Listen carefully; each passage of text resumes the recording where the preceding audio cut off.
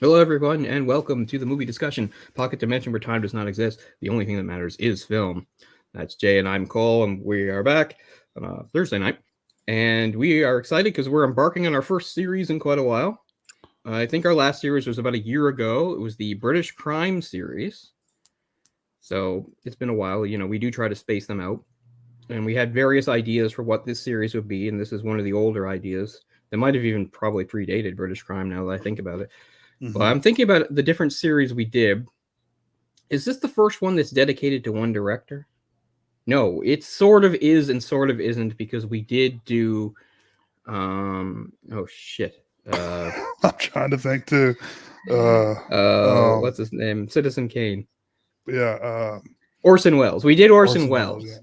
And we his was a little different because we mostly approached him as a director, but we did do at least one where he was an actor, which is The Third Man. So Orson Welles is kind of a unique figure in film. Not that he's the only director that acted or anything like that, but yeah. So that's kind of how we split that one up. I think we did three movies he directed, and then we did The Third Man, which he had a starring role in. So this is not the first one dedicated to one director exactly, but this is all in the capacity of a director. Although again, this is Werner Herzog, famous German weirdo, and he's no stranger to acting roles either.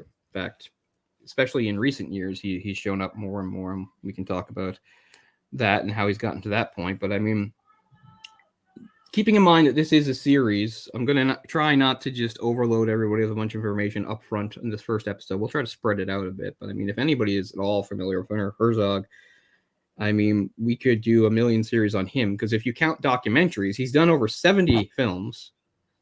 He's kind of the unique filmmaker because sometimes when you have, at least whenever I can think of filmmakers that have done both, the normal feature length films and documentaries, it's usually kind of one or the other, or maybe they started with one and then moved to the other. Werner Herzog is somebody who always kept doing both. He's done both for decades, and he Hmm. seems to enjoy both, and he's done both. Like I had no idea until recently just how many documentaries he did. I thought he'd done maybe 10. He's done way more than that, and he's got more coming. So we're talking about a super prolific guy, career spanning decades. He turned 80 in September, not slowing down. I was wondering, like, what's the first thing you think of when you hear Werner Herzog? Because I mean, it must be different for almost everybody. I mean, me personally, I think of Grizzly Man just because I love Right. that movie so or love that doc so much. And that's one of his most famous documentaries. Hmm.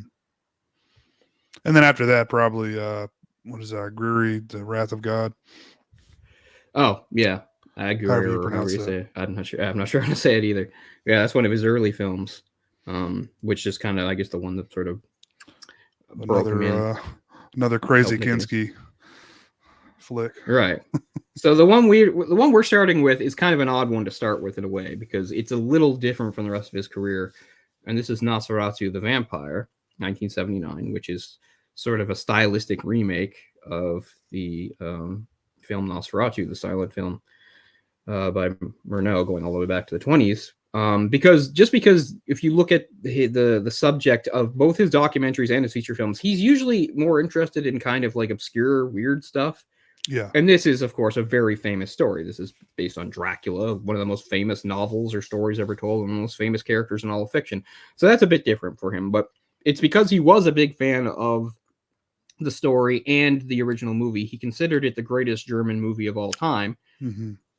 And the little background there, I'm sure people know, but like the movie Dracula that came out in the 30s with Bela Lugosi is obviously a lot more famous, and it's usually what people think of when they think of the character and portrayals of that character going forward. The way they would portray him in things like the Hammer films would be very much more Right. based on like Lugosi and things like that. So what we get back here is we have the 1897 novel, super famous, successful novel right off the bat.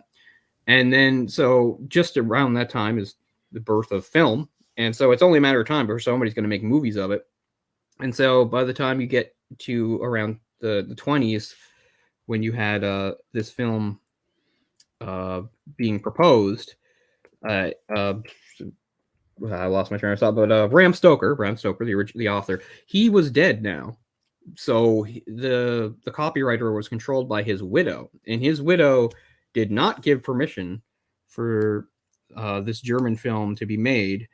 And they did try to get around it, and that's why you have the changes in there, where the setting is changed, names are changed, little plot details are changed, some larger plot details are changed.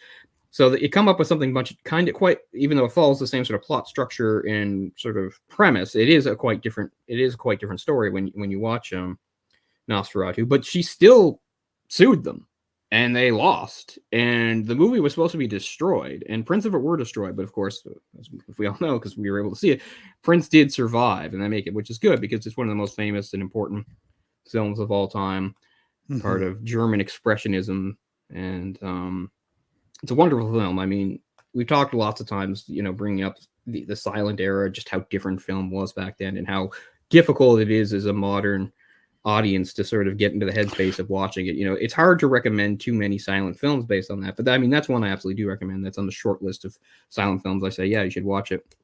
And that's what I accidentally started watching tonight, because on my Shudder, it shows the 79 one, has all the information for the 79 one, even plays the trailer for the 79 one. But when I tried to play it, it played the original.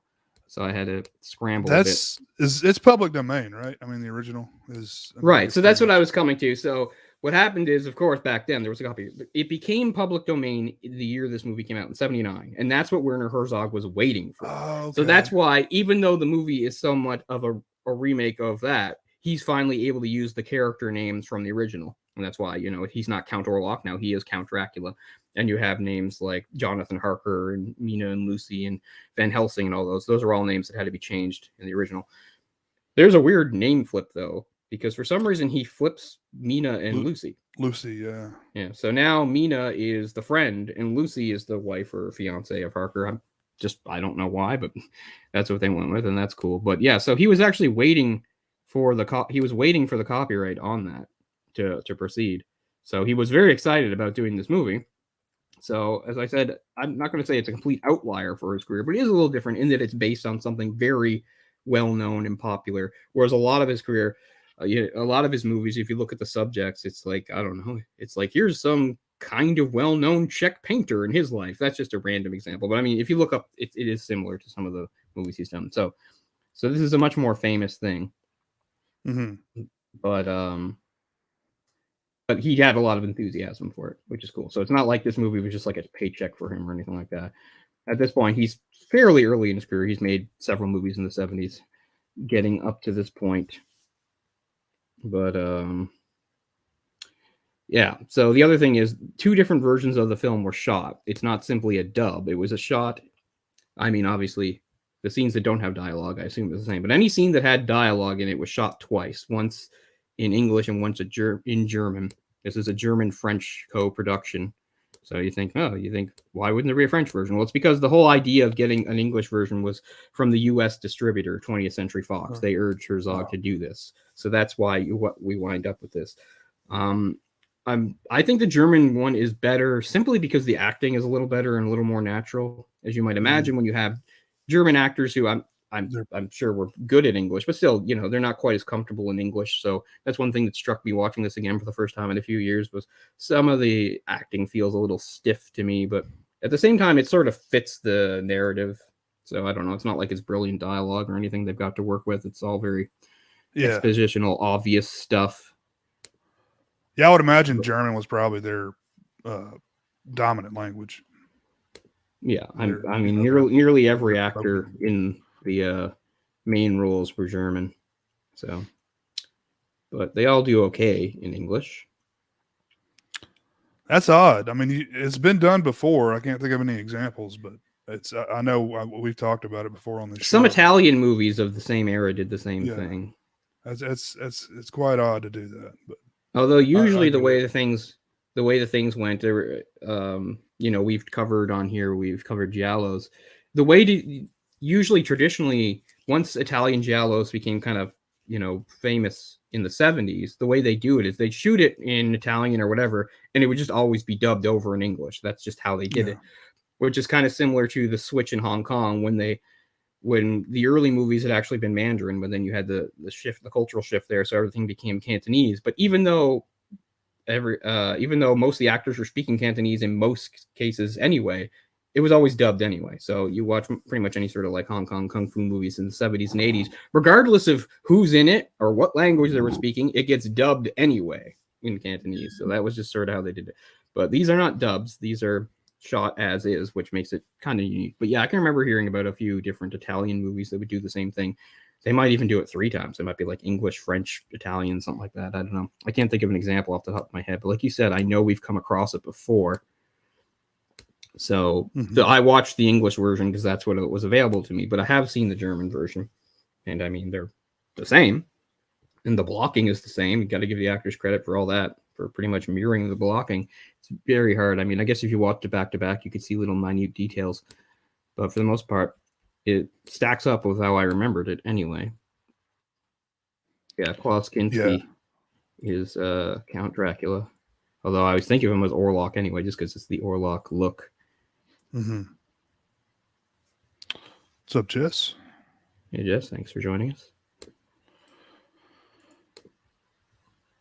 So maybe it is a weird place to start with him, but it was kind of what was available to me. So I thought, and I know the movie pretty well, so it wouldn't require too much research or anything. So I thought it was a good enough starting point. I love the movie, I have to say. I think it's one of the best horror movies ever made. I know it's going a bit far, and it's a different idea. I mean, obviously it's Dracula, it's horror, but I know like it's not a scary movie, but I don't think horror always has to be scary. Sometimes it just has to evoke feelings of dread maybe and despair, and I think this movie's really good at that. Oh, it's a very bleak movie. Very bleak. Even more bleak, yeah, because if you look at the differences between, say, the original Dracula novel, the Dracula movie with Bela Lugosi, the 22 Nosferatu, and this, they all have elements of each other. They're all interwoven and mixed around. They all have things from it. Like this still does mostly follow the Nosferatu template, but now you've got the names from Dracula thrown in. So now you've got Dracula, Harker, things like that. A few other things are shifted too. It's been a while since I've seen it, but for instance, they make Renfield his boss, Harker's boss, who sends him, which doesn't really matter because he still goes insane anyway. Because I mean, as I recall the original, and so as my memories of the novel and the play, because there's a very successful stage play before it became the movie, and the movie basically follows the stage play beat for beat. I remember it opens, Renfield is already in the asylum. That's how it opens. It's mentioned later that he worked at the same firm as Harker and he'd gone and visited him, and that's what drove him insane, but you only find that out later. It starts with him in there. I mean, there's a character that's in the original that I don't think they have a version of in the original Nosferatu either, but going back to Dracula again, there's Dr. Seward Trainer. He is the doctor who's the head of the asylum, and he's the one who's treating Renfield as a patient. He winds up a sort of part of the little team that you get, where you have Harker teaming up with him and Van Helsing, to fight against Dracula. That doesn't happen here at all. And I don't want to jump ahead, but that's my biggest complaint about the movie is the changed and reduced role of Van Helsing. I feel bad about what he's been reduced to because he's kind of useless. Yeah, and doesn't play much of a role in it. Whereas he's kind of, even though maybe Harker's the main guy, really the main hero in the original story and those versions probably was Van Helsing. He was the one that figured out how to fight Dracula, and he was really brave and resourceful, and none of that's in this movie. Lucy comes to him in this movie and says, like, this is what's going on. He's like, that's superstitious nonsense. And even though, jumping ahead, spoilers, he is the one that stakes Dracula at the end. That's pretty much all he does. And off screen, unfortunately. And that is a kind of a weird choice, isn't it? I guess it doesn't really matter at the end of the day, but I would have liked to have seen it, Right, same. Plus, in this version, it also makes it seem like was staking him even necessary? Because a big change between Dracula and the original Nosferatu. And it's funny, we've mentioned this before, like when their paths diverge, well, which one emerged through pop culture? Dracula. That's what we think of, most of us, when we think of these vampires. We think of the suave, handsome Dracula. And we also think of, the way he's dispatched and the things. But there's one thing that endured in vampire culture that was in the other version, the Nosferatu, and that was sunlight. Because in the original novel and things like that, it was never suggested that Dracula couldn't even go around in the daytime. They might have hinted that maybe he wasn't as powerful, but the big change they made for the Nosferatu movie was the dawn kills him, like sunlight kills him, and that's the one. Is that thing where that comes endured. from? Then And that's the one. Where, okay. Yeah, it's the one So thing from that movie they did take. So you'll see all sorts of vampire fiction that keeps that going strong. You know, Yeah. sunlight will just instantly kill them. That's the one thing they took. Everything else comes from Dracula, but the one thing that they took from Nosferatu was this whole sunlight is lethal thing. And in this movie, it's kind of a weird melange because it has the same climax, this idea of distracting him until dawns that he's killed by sunlight. But there's another one of the ones with vampire rules where I'm not sure what the rules are or how they work. You know, yeah, they kind it's of vary unclear from whatever you're talking about. Right. I mean, of course, they're always going to vary with all these different versions of vampire stories, but I just mean within the movie itself, it almost seems inconsistent, or at least hard to figure out, because for instance, the idea here is that he did bite Jonathan, and that's why Jonathan eventually does turn. But why does it take so long for him to turn? And how come, and this is the one question I ask about a lot of these, this is not the only movie guilty of this, how come sometimes vampires feed on people and they just die, and other times they feed on them and they turn? Nobody ever seems to want to talk about or explain it. All I can think is, well, if the vampire is really going for it, they take too much blood, it kills them. But if they only take a little, it turns them. But nobody even has that throwaway line in any of these movies I can think of. And the thing here is, like, because it's suggesting that Lucy is sacrificing herself by distracting him till dawn. But is that because she knows the dawn will kill her too? They're in a room. They're not outside. So, like, I'm not sure what Lucy dies of. She can't just die of the bite. Jonathan didn't die of the bite. So stuff like that is a little confusing. Too much blood loss, possibly. I mean, yeah, I mean, it could be too much blood loss, like in that he was obsessed with her. He had a fixation on her. So maybe he would have like drank really deeply from her. I don't know. But that kind of stuff, again, it's never stated. So you're never entirely sure. So it's a little with that neck, hard with that throat.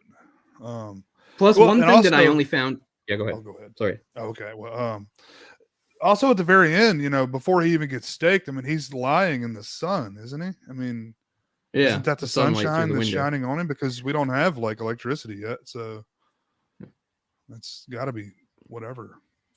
Yeah, they don't actually set this movie in time, but if it's following the same one as Nosferatu is actually set a few decades earlier than Dracula.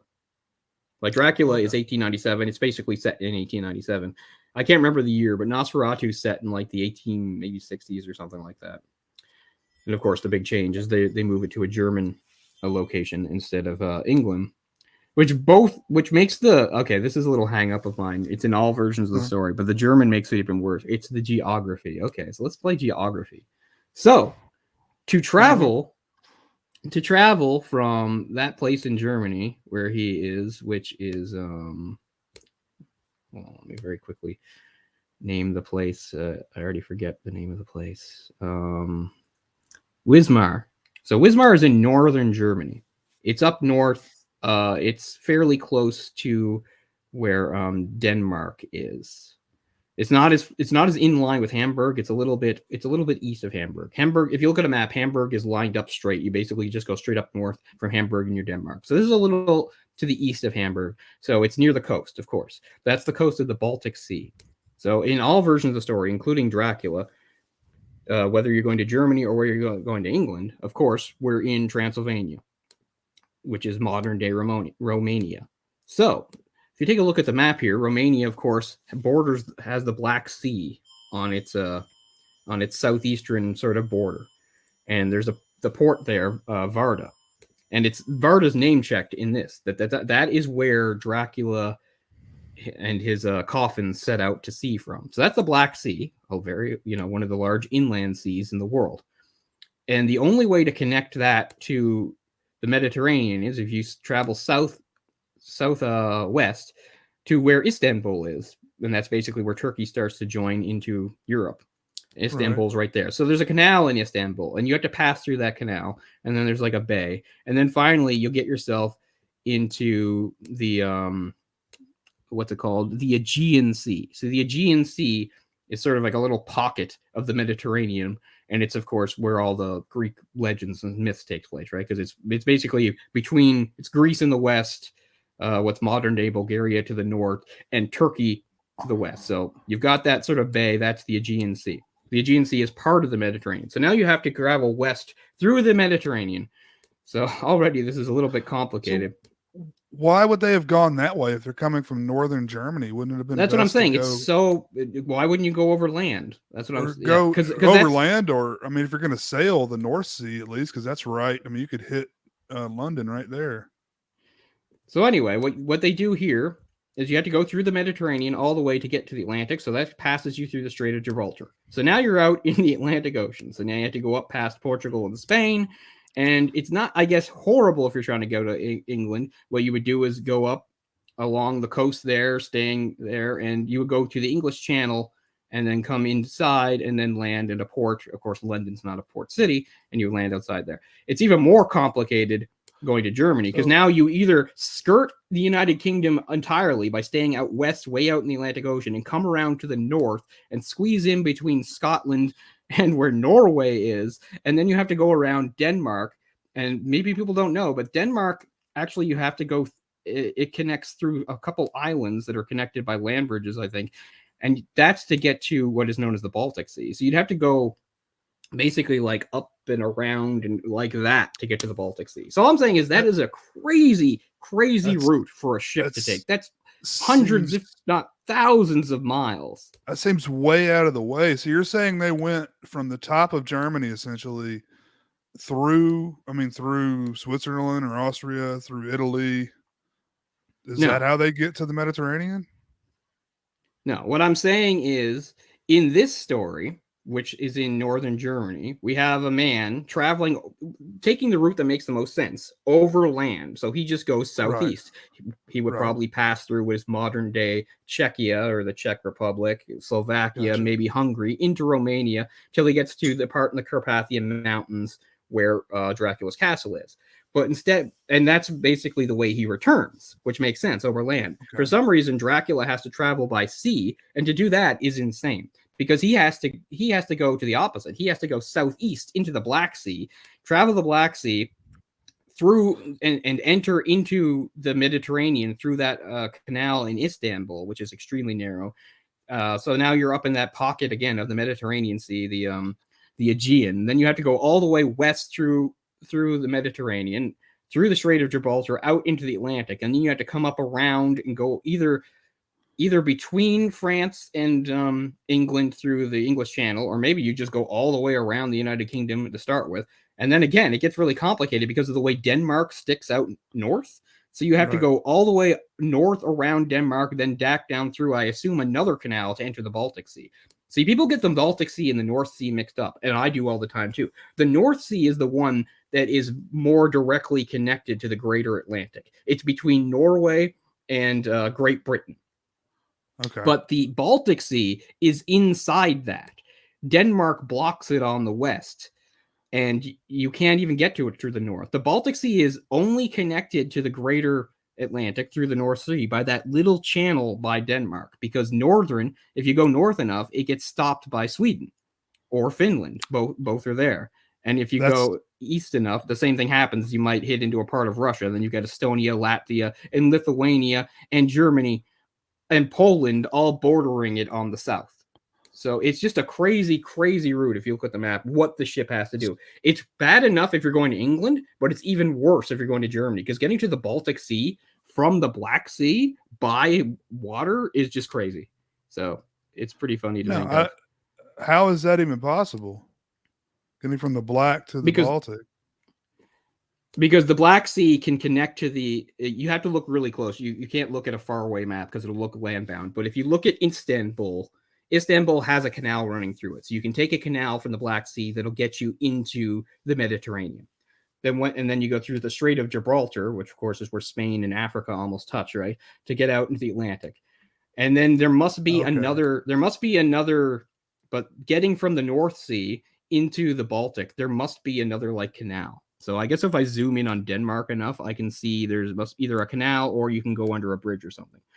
Yeah. See, there's a section there that it must be a really long bridge where Copenhagen is basically divided into 2 or 3 larger land masses. So you can see there. So you have to be very precise. But if you look at it from far enough away in a map, it looks all landlocked. It looks landlocked, impossible.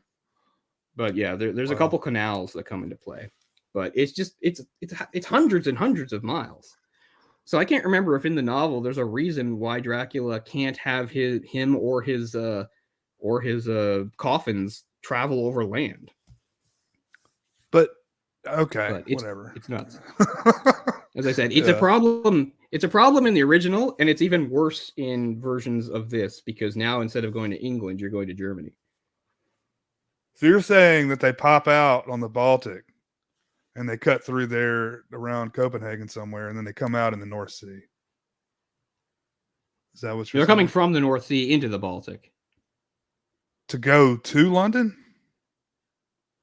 Oh, you're talking about when he goes Well, you don't have to work to begin with. Okay, I got you. Yeah.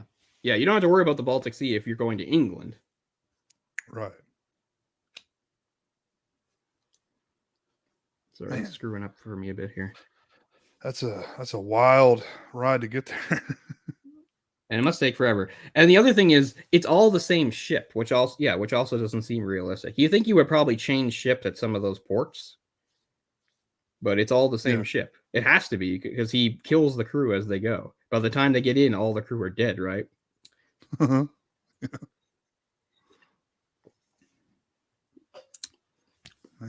But speaking of things that aren't clear, and something that I never grasped the first time I watched the movie, speaking of things that aren't clear and abilities, is that in this version, Dracula has the ability to change into a group of rats.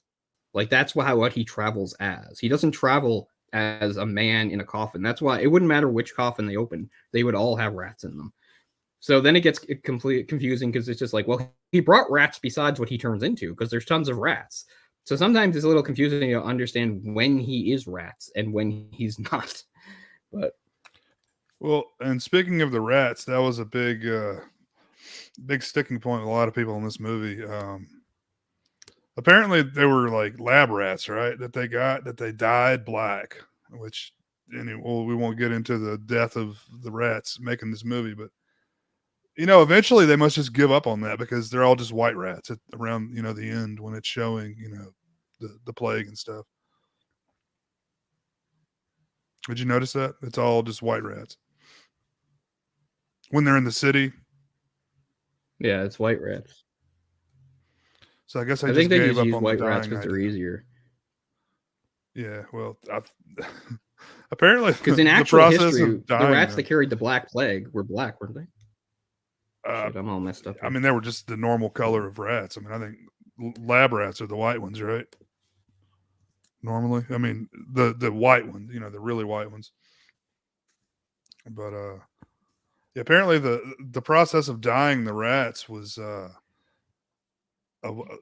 pretty involved. It meant dipping them in boiling water for a few seconds, where I think half of them died in that process. So. No problem. Sorry, Cole's having some technical difficulties, guys. Is it getting better? Yeah, sorry. No, I don't know. For me, like, I don't know how people are seeing or hearing me, but for me, like, you're all broken up, and it's probably my problem. No, I can hear you. Why don't you just try to come back in? Or maybe you can't hear me. I hear you. Yeah. Okay. You can give it a shot. I mean, if that worked for you, I mean, you can come back in or whatever. I'm not. We can hear you fine. Yeah, I'm just assuming it's me.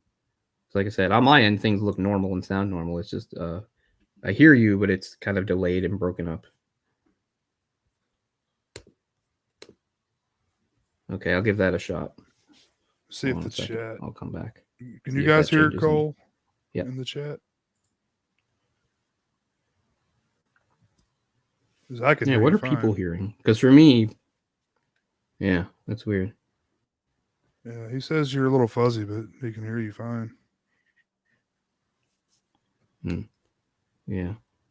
No, yeah, and I mean I can hear you. Yeah, the way I'm hearing you is just somewhat broken up. It was pretty bad a minute ago, but now we're back to kind of normal. Okay. So I don't know. I guess I could leave and come back. Well, I'll give it a shot. Hold on. I'll see if this works. Okay.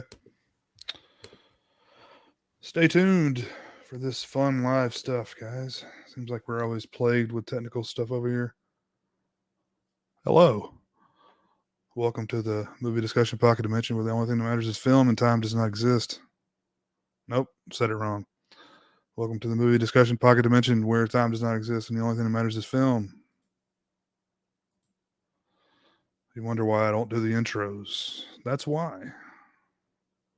Because I screw it up every time.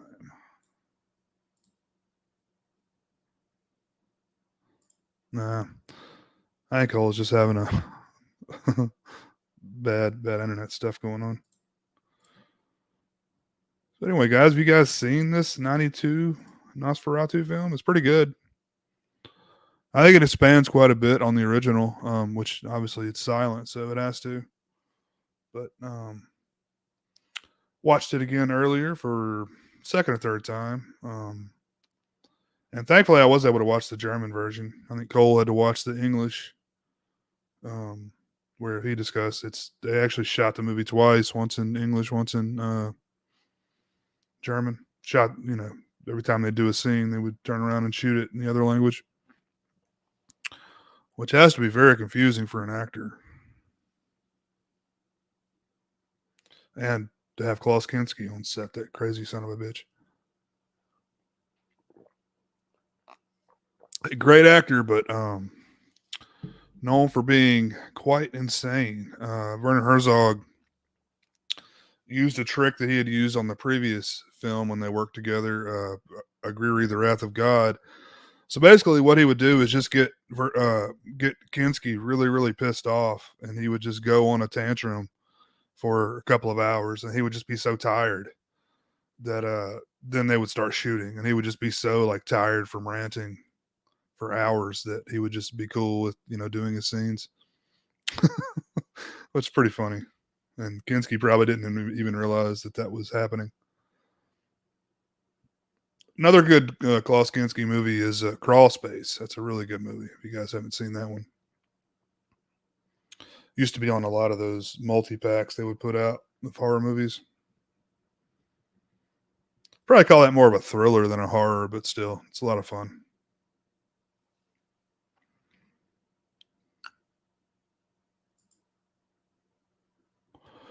That is true. He did not make a single noise, Jess. I'm gonna put that at the top of the comments there. He may be back.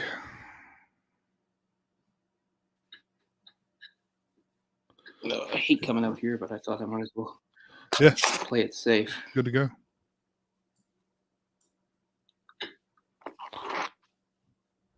Doesn't Can you really hear seem me? any different.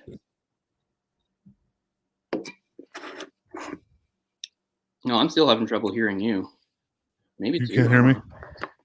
Oh fuck! I can. It's just kind of broken up for me. But Well, that hey, could be because of me. I'll come back. Give it a shot, man. Because I mean, even here, like I'm connected, and up on the top it shows like my connection is super weak, which I didn't think was possible. So I don't know.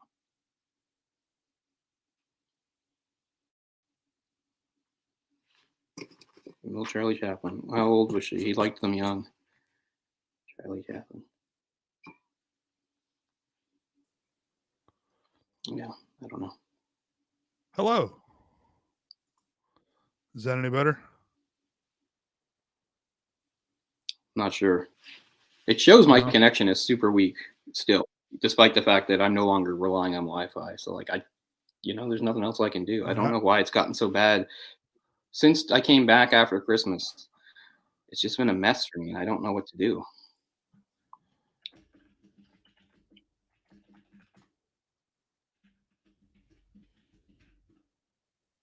Like I can hear you. It's just delay. Yeah, it's broken up and delayed. Well, shit. Let's just go ahead and see if it gets any better. Yeah, I'll try to go for it. Hopefully, we don't talk over each other too much. But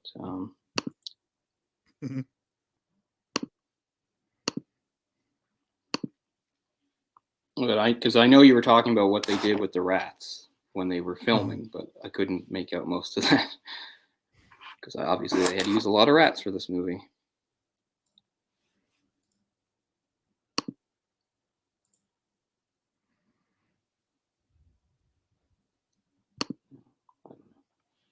There's like no other option.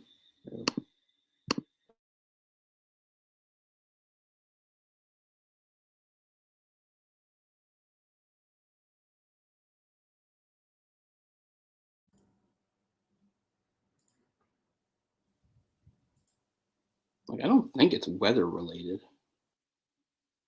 I mean, it's snowing, but it's not that big of a deal. Just some snow. It's not a storm. It's not wind. Be better? Not really. Fuck. Well, I mean, yeah. I mean, in short bursts, it's hard to tell in short bursts. It's stabilized right now. I think we're good for now. So let's try to go. So I think it has stabilized somewhat. Cool. So, but I don't know where to pick up with now.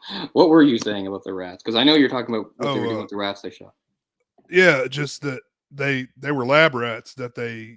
I mean, at least for the earlier parts of the movie, they were, having to dye them black or brown. And that process entailed dipping them in boiling water for a couple of seconds, which killed half of them, obviously.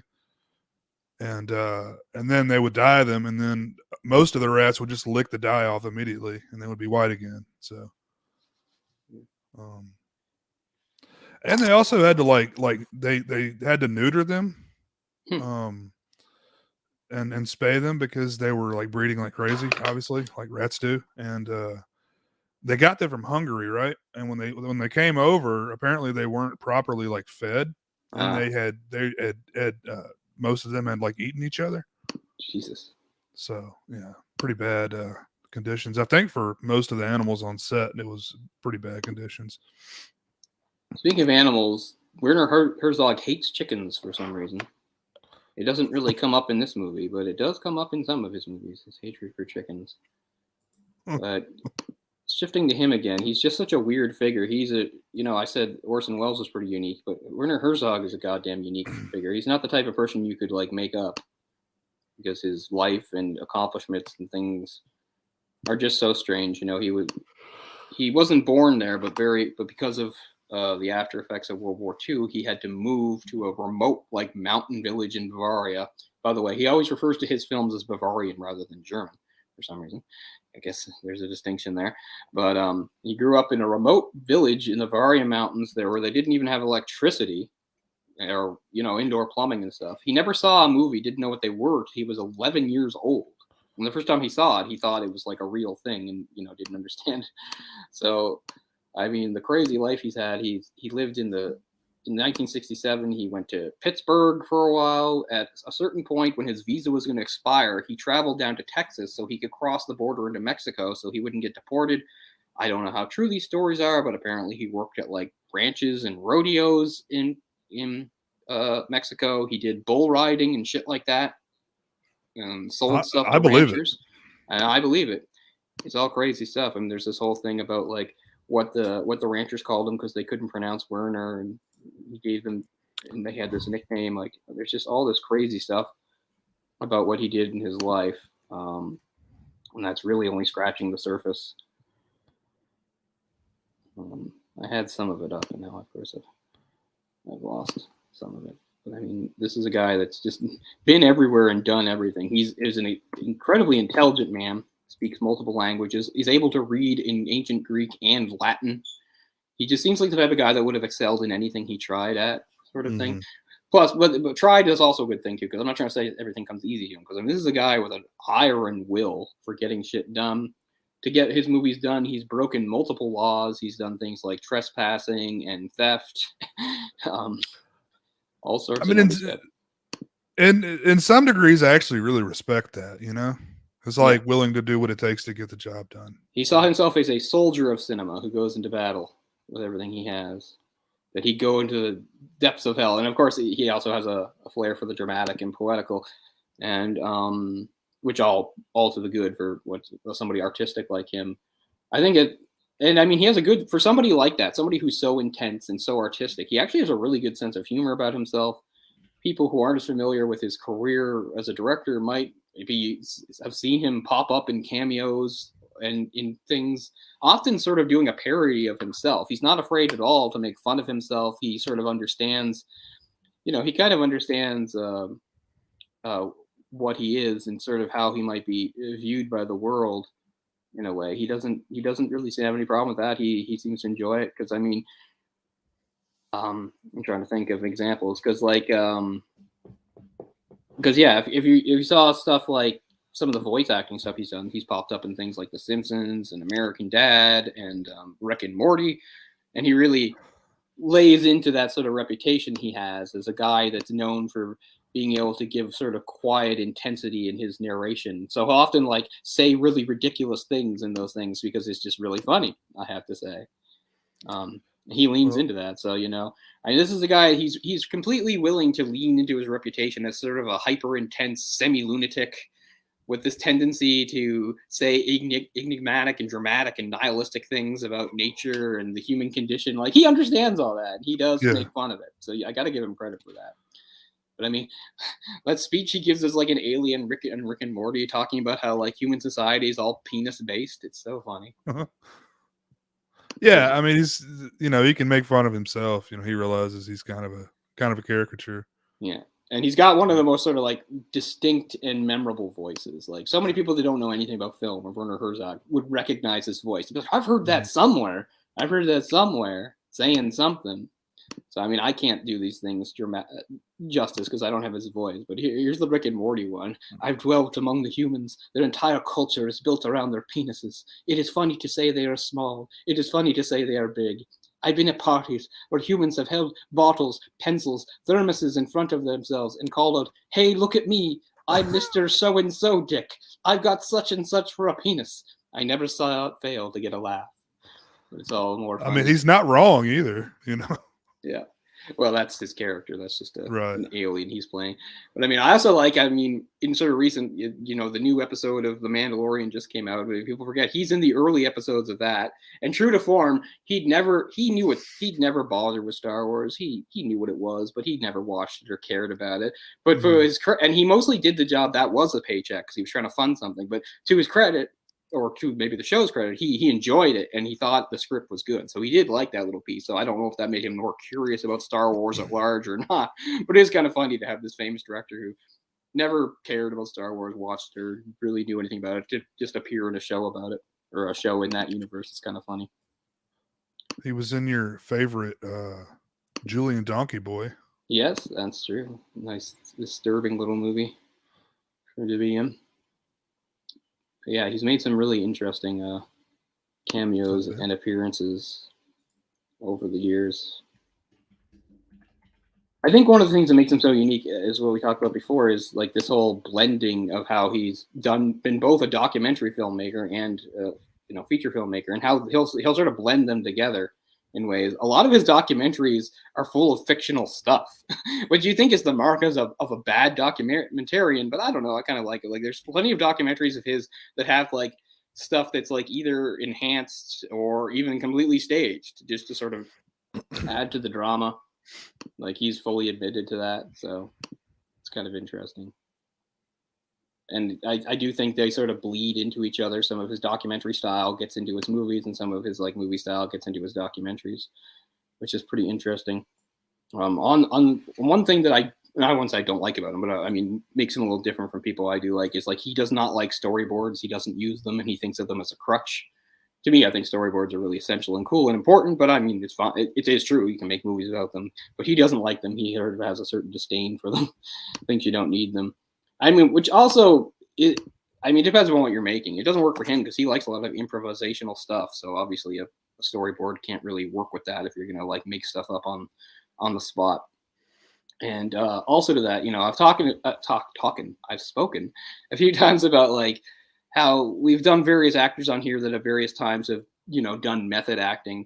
I don't dislike method acting. I think it's a little blown. I think people are too easily impressed by it. I think the whole point of acting is that you don't really have to do the thing. That's why it's called acting. I mean, there's different versions of that. I mean, there's nothing wrong with, like what various actors do for roles. Like, I don't know, you're like, if you're playing a ballerina, you have to learn to do some dance. Sylvester Stallone had to learn some stuff about boxing to play hockey. Obviously, I don't mean that. I mean when they really get into it. But he's the only director I'm aware of that like forces his actors to be method by putting him into situations like in the movie themselves, just to make them do it, to be more real. So that's pretty interesting too. So he's got to be an interesting guy to be an actor for, because of what he demands from you.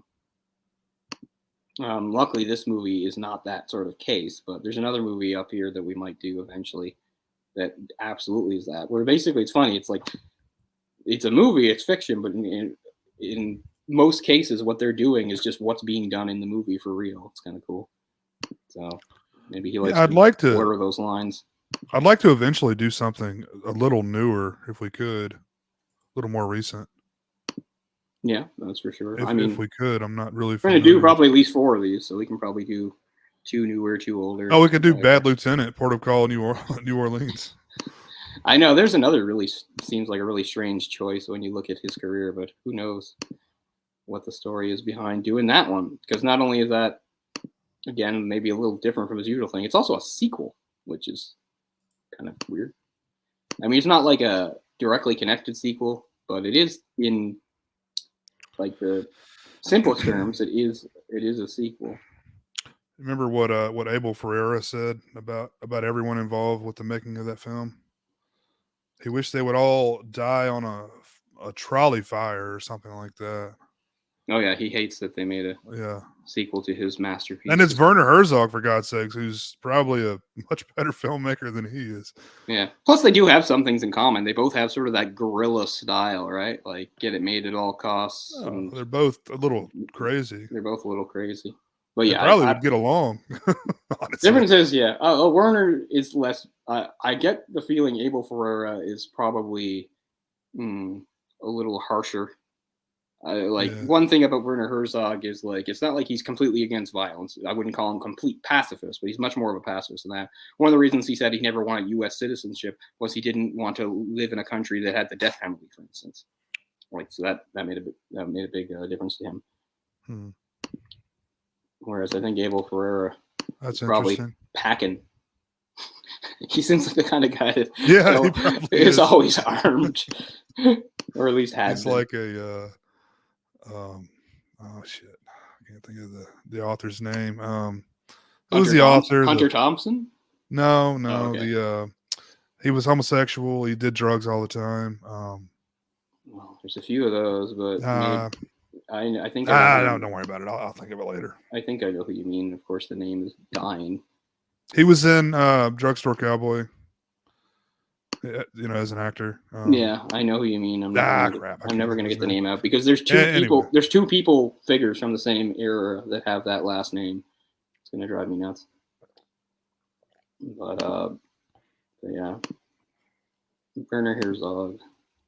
He emerged at a time like we touched on this a little bit in our very first series when we did the New Hollywood series, because in the later '60s and coming out of some of the European stuff like French New Wave, which also we touched on when we did things like Breathless.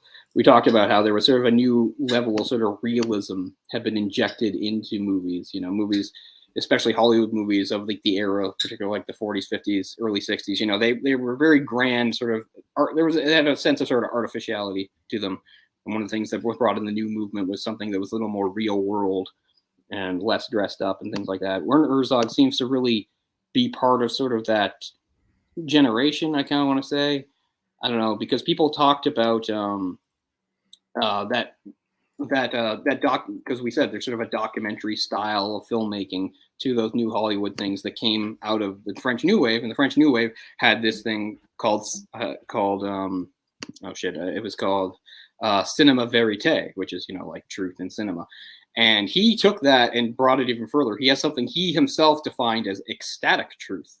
So he always thought that that's really what you're going for in film, is sort of bringing out some sort of truth or another. As we said, he's very prone to getting very profound about these things. Here's something he talked about. He experienced as a young man in a fishing boat off the Greek coast. Above me was the dome of the universe, stars as if within reach, everything rocking me gently in a cradle of infinity. And below me, brightly illuminated by the carbide lamp, was the depth of the ocean, as if the dome of the firmament sat down with it to form a sphere. Instead of stars, there were flashing silver little fishes everywhere, embedded in a universe without equal, above, below, everywhere, in which it took the breath away from all the sounds. I found myself suddenly in an incomprehensible wonder. I was sure that I knew everything here and now. My destiny was evident to me. I mean, yeah, so he's sort of prone to things like that, but it made its way into his film. Absolutely, you can see it. Yeah, Burroughs. See, there's a couple different Burroughs, but yeah, so that's William S. Burroughs. Yeah.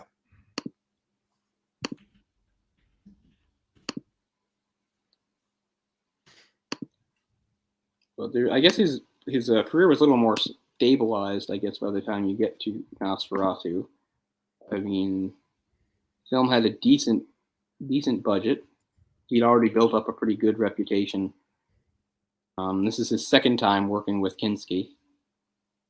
We could do a series on him too. They did 5 films together in all. This is the second of those, and I'll give them credit. They're all very different films, and they're all very different roles for Klaus Kinski. You know, you would think if he's so difficult to work with, why does he keep working with him? But obviously, he likes working with the guy. So yeah, I know they had a crazy thing. Wasn't there a whole thing where Klaus Kinski like literally tried to kill him by like setting fire to a place or something? Yeah, I think they worked again after that too. I think so. I guess they're both a little eccentric. Yeah, they all sort of define eccentric. I think when you think about filmmakers and actors and such, because I mean, even without Herzog's involvement, I've heard of Klaus Kinski being problematic and troublesome working with other filmmakers, which is no surprise, really. Yeah, I can't think of the actress's name, but the original actress that they wanted for the role turned it down because she had heard that Kinski was not very nice to females on set.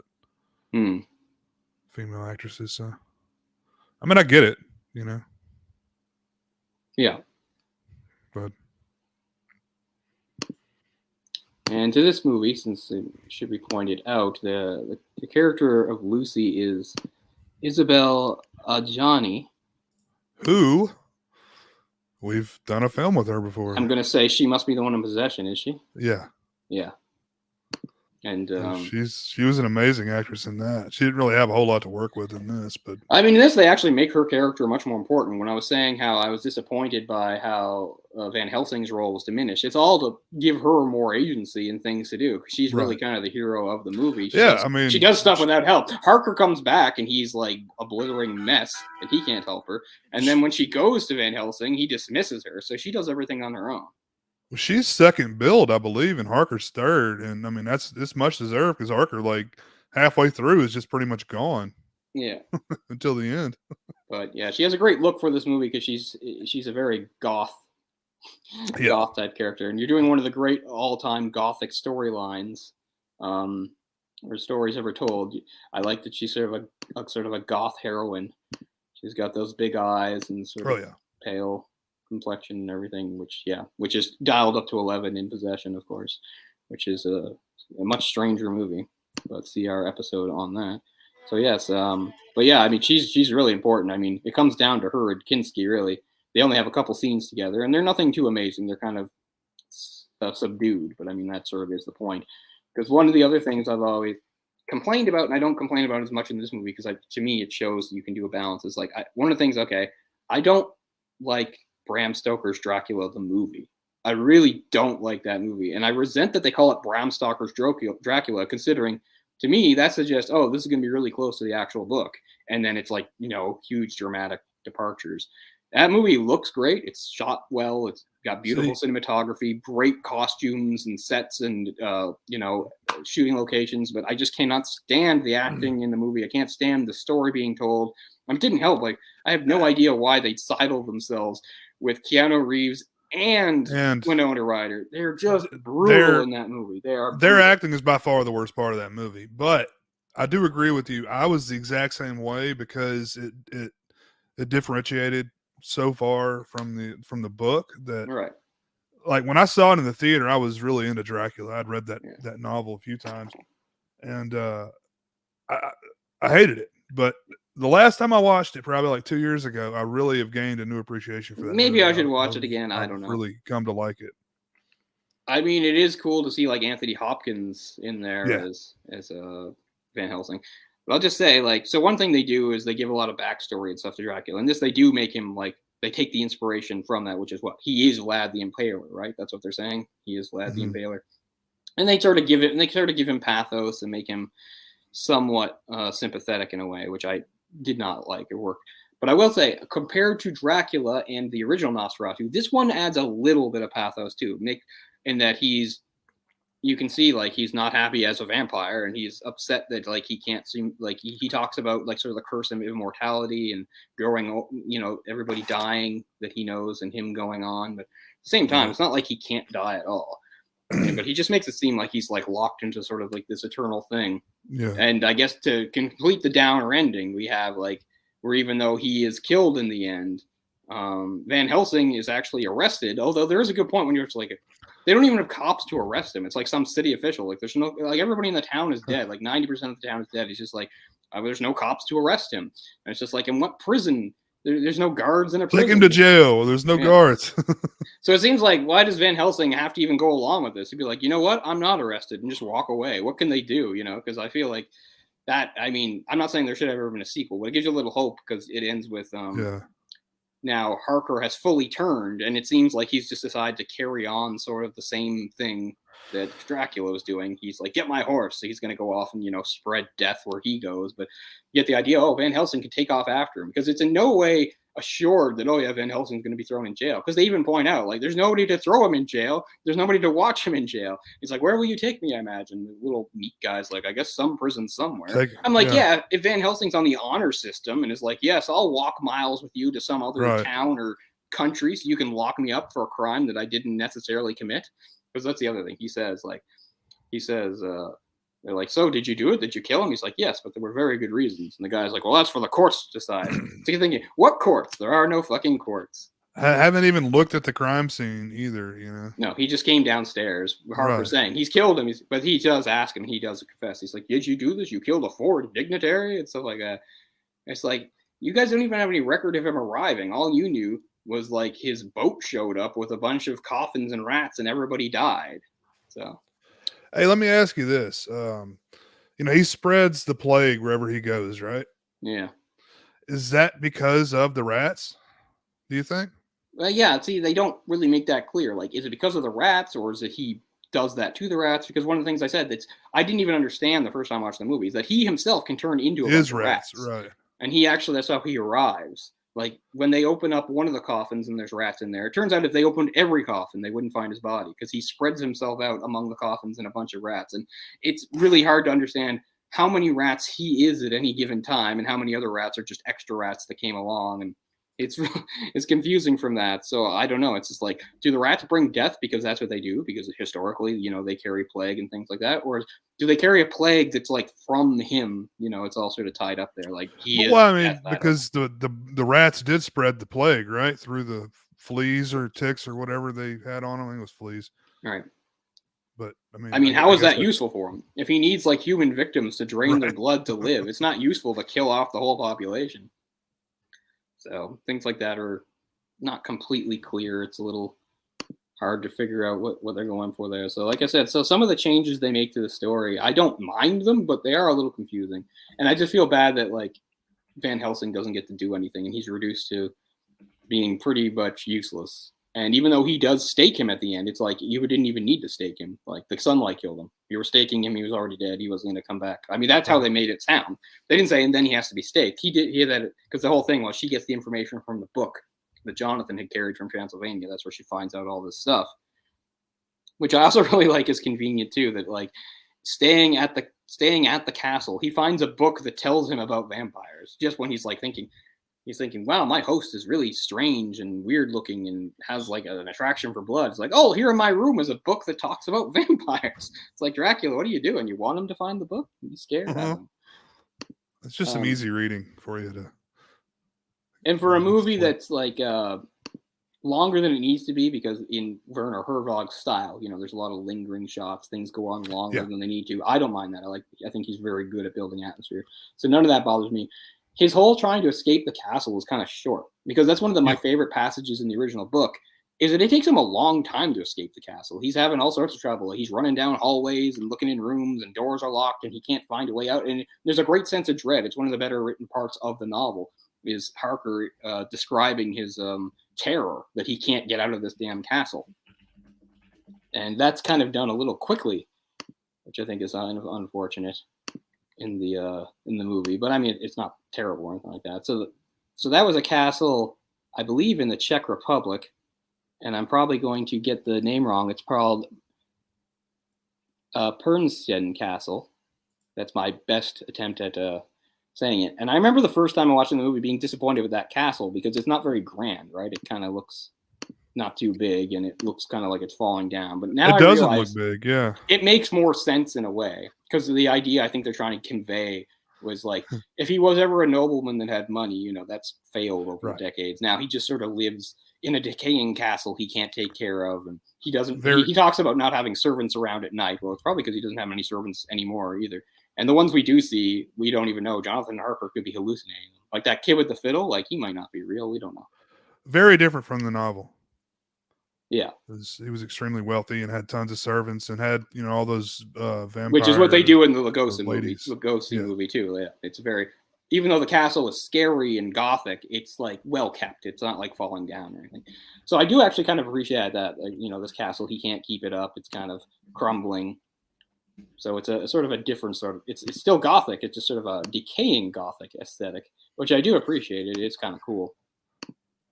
And you mentioned his escape from the castle. It takes him about 30 seconds to escape. Yeah. He just ties some bed sheets together and he's out. Yeah. He checks it. Yeah. He checks down, he goes down a hallway, checks some doors, and then he does that. So that just seems too quick, which is kind of weird, because most of the time, Herzog's not in any hurry.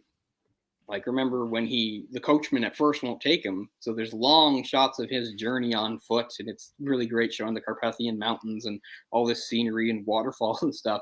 And there's a great part where the camera just shifts away from him, and all we get is like rolling clouds while the soundtrack, which is a really great, powerful soundtrack, plays.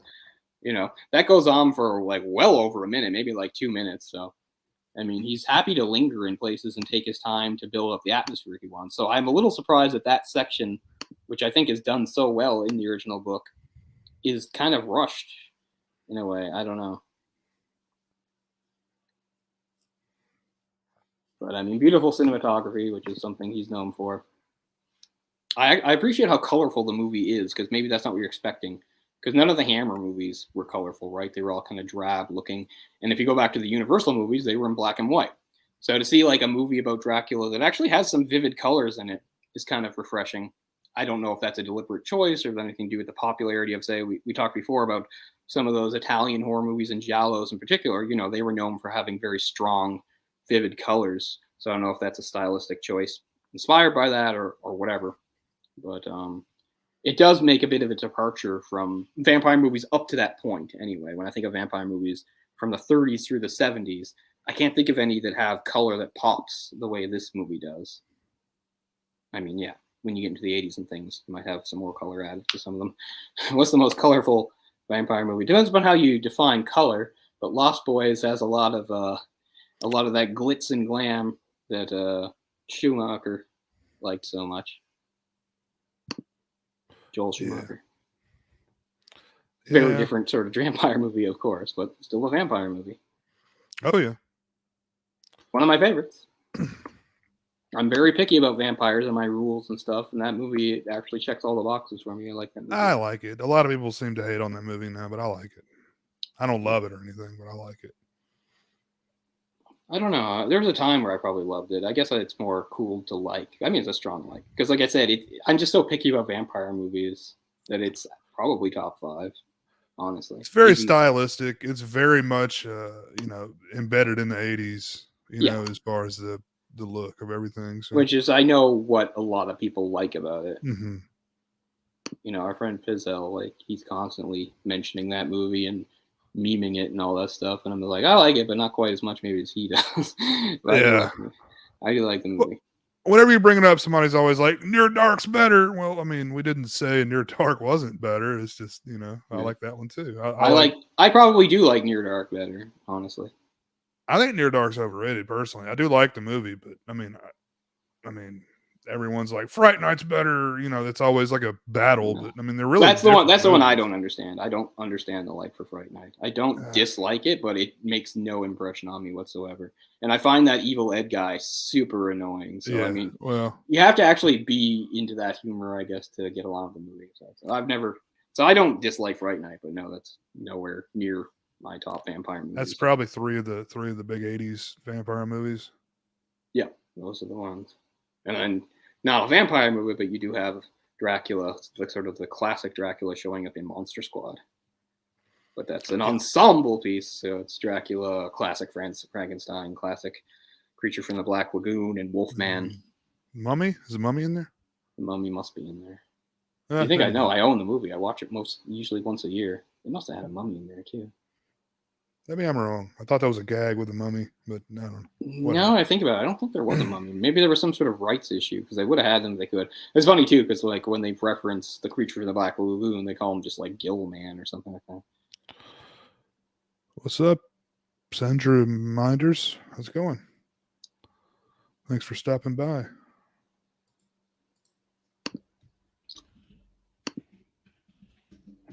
Oh yeah, he's also the bad guy in Jack Reacher, which I saw once and immediately forgot.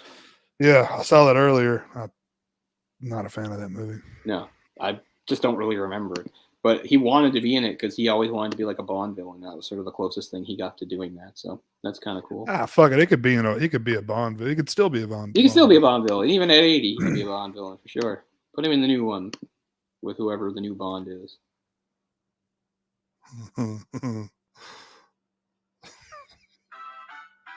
But he's good in Mandalorian. Like again, he doesn't have a lot of scenes or anything, but as usual, he's very arresting, having his intensity.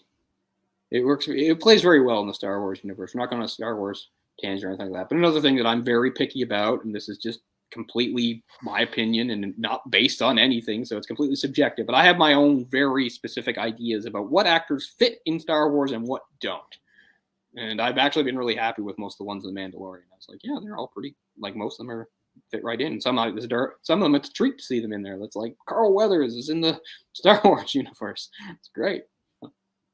So, but Werner Herzog, absolutely. Carl Weathers, Bill Burr. Bill Burr is one of the ones I didn't like. I didn't like Bill Burr, but that's because I don't like him as a. And he's in my favorite episode, so it's not like he ruins it or anything. Because that's my favorite episode. Is the episode he shows up in this cool like rescue thing they do on like a prison ship. Has Patton Oswalt been in there yet? Probably. He will be. He will be because they got to get all the nerds in there, all the big, yeah, the big comedy. Patton Oswalt's another guy. He's just checking off the boxes of stuff that he can be in. It's like it'd be something Batman and something this and that. And, I mean, it's fine. He's never really out of place or anything like that. And to his credit, he knows what he is. So it's like he knows he's never going to be the cool guy. He always just be like some lame guy or some stupid villain or something. He's always like playing the nerd usually. Yeah. You grow up like idolizing Superman and stuff like that, but even if you get into movies, you ain't playing him. That's not going to be you. You're not going to be the leading man. Yeah. It's funny. I think of like Kevin Smith's cameo in the first Daredevil movie, where Ben Affleck's Daredevil. It's not really that bad. I mean, it fits for what it is. Or Kevin Smith in Live Free or Die Hard. No. Yeah. That's him. Was that it? Is that the name of it? Okay. I watched that just like 2 weeks ago because I hadn't seen it in 100 years. I still like that movie. It just doesn't feel like Die Hard to me. Like I wish they just gave it a different title and he was just some other cop. Like it just didn't really feel like Die Hard. I still like the movie too. Having watched that's the last good Die Hard movie by far. It is. I just don't feel like it feels Die Hard. I don't know. That last one's pretty terrible. Maybe because it moves around so much. I don't know. The other Die Hards mostly stay in one place. I mean, I realize in the third one, New York is a large place, and they go all over New York. But still, I don't know. Anyway, it's not a bad movie. As I said, I watched it just recently, and it's pretty good. Holds up, more or less. I always think about like what kind of like awesome bonding did Justin Long do with Kevin Smith on the movie? Because that's how they met, right? They must have like really hit it off. Because think about like what happened after that. Justin Long's like, okay, I'll be like the super gay porn star who says all the gross, disgusting sex things in Zack and Miri Make a Porno. And then I'll be a walrus man in Tusk. Yeah. Like, he must have really hit it off with Kevin Smith. They must have really gotten along and become good friends, I have to say. Kevin Smith's like, I got another bizarre movie for you to be in. And Justin Long's like, check me out. I still haven't seen Clerks 3. I've heard it isn't good, so it makes me just like not want to bother. Because I thought Clerks 2 was such a perfect ending. I kind of want to pretend Clerks 3 never happened. I know a lot of Clerks fans love Part 3. I really did not get very far in it. I'm not a Clerks fan at all. So well, see, I love the first movie, but I like the second one because it was the same thing. I was terrified of the second one, and then I really liked the second one. Thought it was a really great ending too. So I was like, don't add to it. So I don't know. I assume someday I'll get over my fear and watch it and see what I think. But I don't feel like I'm gonna like it. I don't want to crap all over people's. I like all those movies until recently. Like I don't like Jay and Silent Bob reboot either. Like that's not good. Yeah. But I liked all the other View Askew type things. Yeah, it's just a really satisfying ending. Clerks 2. Yeah. I know a lot of people that like loved it and they like cried and they had a good time with it and stuff. So I mean that's good for them. But the third one? Yeah. Just not for me. I'll watch it someday, but no, I'm a big Clerks fan. I love the cartoon. Yeah. I have to watch that again soon. I remember a couple months ago I was talking to Eric about it because he hadn't seen it, and I was like, "Oh shit, you have to see it." In a way, it's perfect that it was only 6 episodes. Like I always wish that there was more, but in a way, if there was more, it wouldn't be what it is. So the cartoon, yeah. I don't guess I knew that existed. It had a very brief life on ABC and UPN. I didn't watch it on TV. Never saw it on TV. In the early 2000s when it was on DVD. I got it, but it's fucking. I have to look that up. It's amazing too because like it can't be R-rated. Like they can't like do all the sex stuff and say the F words. And you think it won't work, but they also talk about that on the show. Yeah, it's really great. It's certainly better than I'm sure Clerks 3 could be. It's really funny. And it's so loaded with the rest of it. It came out in 2000, and it's just such a great time capsule of 2000 of that year. But I endlessly quote that. It's really good. But it does help show that like those characters, Randall and Dante, can work in a slightly different. Like it's the same thing but different. It also has like one of my favorite, really fast gags about the whole thing about Brits calling cigarettes fags and stuff like that. It's like they have this really quick flashback. It's remember when we did that exchange thing and we worked at a corner store over in London and this guy Randall's behind the counter, guy comes in, pack of fags. Randall, you're a fag. Guy, it's a cigarette, mate. Randall shaking his fist. I'm not your mate, fag.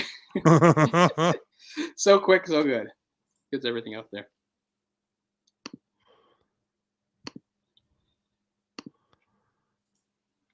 Yeah, I forget the big gag. Instead of a convenience store, they've got some other kind of store. It's like maybe they sell weed, something like that. I forget. In the third movie? Yeah. Oh, I don't know. I thought maybe all I know is in the third movie is like Randall got sick and decided he wanted to make a movie, right? Yeah. See, Dan was one of the folks that liked Part 3 a lot. I mean, that makes me kind of think that I would maybe like it. I'm just a little afraid of it. I'm a little afraid of it. The second remake, man. Hopefully that's better than it looks. Yeah, I saw the preview. I was not impressed. Yeah. Gotta love Stephen King stuff. It used to be everything that Stephen King does will eventually be a movie. Now it's everything Stephen King will eventually be a movie twice. And maybe one of those will be good. And maybe they'll make a miniseries. Yeah. Come on, we need like a 6-hour Children of the Corn miniseries to really get the full potential of that really short story. I mean, it wasn't even a novel, right? It was a short story. You can read that short story in like less than 10 minutes. Well, while we are off topic, yeah, I saw Cocaine Bear yesterday. Right. which I liked a lot. I assume it Believe it or delivers not. what it promises. It's much more of a comedy than I was expecting, but no, I had a lot of fun with it. It was weird. Like 15 people walked out about 30 minutes in, and I don't know why. They just like walked out, didn't come back. So I don't. And there was like one other guy in there that he may have worked at the theater. I mean, it's been pretty hyped up. I mean, it's the type of movie that works now. I don't know if it would have worked like 15 years ago. Mm-hmm. Because audiences have become savvy to certain things. You know, we're living in a post, Sharknado world. Right. Where these sorts of things are understood. Like the only thing I can think, I'm sure there's been other things, but like the last time I can remember going to a theater for something like that was Snakes on a Plane. And that was 2006. But this is not stupid. I mean, this is actually a movie, and it's got a, it's got a, script and stuff, and works like a movie's supposed to work. I mean, Snakes on a Plane too. They delivered what it promised. There were snakes on a plane. These monkey fighting snakes on this, and it had Samuel Jackson delivering the lines. Monkey fighting snakes on this. I mean, that's the only time I saw it. I saw it in theater in 2006. Never saw it again. But I mean, I walked away thinking that delivered what it promised, and I guess I'm satisfied. I figured Cocaine Bear would be sort of a similar thing. It's better than Snakes on a Plane in my opinion. But I mean, the last UFC card I watched, like it was like promoting Snakes on a Plane. So like every 5 seconds they were mentioning it. It made me kind of, not Snakes on a Plane, Cocaine Bear, and make me kind of hate Cocaine Bear just for that. I'm like, I'm just really tired of hearing them say, catch Cocaine Bear. I'm like, what kind of world am I living in? I'm watching like humans fighting, fist fighting, while these guys are talking about Cocaine Bear. Like we're very close to idiocracy. Like it's 2023 and we're just about to go over the cliff here. Where the number one movie is Ass. And it's just a guy's ass the entire movie. I got to go see something because I haven't seen a movie since Christmas Day. I saw Avatar 2 on Christmas Day. So, and I mean, it's not like I've missed too much. January, February, they're kind of the doldrums usually. Not that there aren't good movies in there sometimes, but I haven't seen it yet, but the uncut version of Megan is on Peacock for us. I believe Peacock. I've heard that's like just a super predictable movie that follows every beat you expect it to follow. Oh, it is for sure. I mean, it is exactly what you think it is, but I'm hoping that the uncut version adds something to that. I did pick this up though. This is like the only thing I've gotten recently. The Biozombie Blu-ray from Vinegar Syndrome. Oh, that's supposed to be cool. Really cool. Yeah, great movie. If you haven't seen it, it's on my list. Yeah, I'm aware of that one. It looks pretty cool. Yeah, it's a lot of fun. I haven't watched this yet, but I'm going to check it out soon.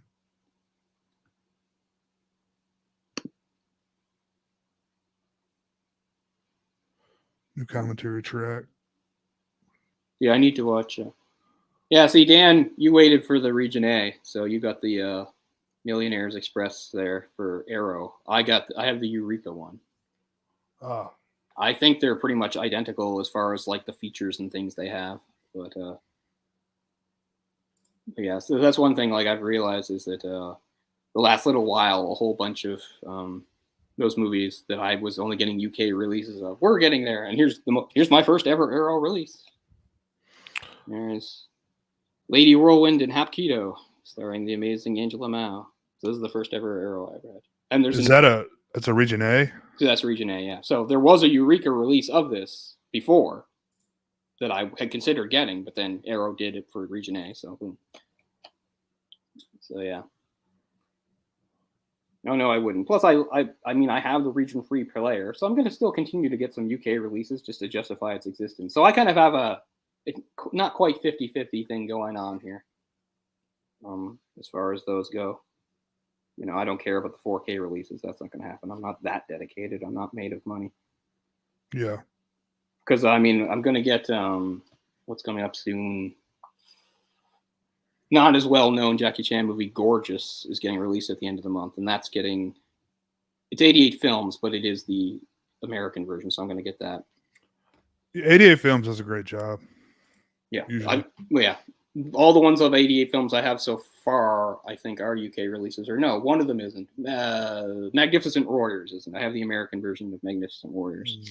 This isn't Magnificent Warriors. This is Royal Warriors. So this is Royal Warriors. This is the British one, the British version, or Eureka. So that's Speaking of Michelle Yeoh, so this is the second in the Line of Duty movie. The other two are coming out at the end of the month. I've already pre-ordered them. So my whole in the line, all my in the line of duties will be Eureka's. They will be UK releases.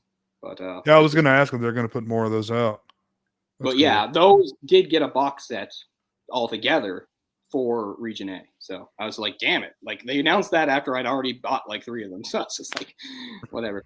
Plus, I usually don't buy box sets anyway. I don't like dropping. Even if you save money on them in the long run, I usually can't drop a bunch of money at once. So I usually get things more gradually. But yeah, but I'm super happy with these.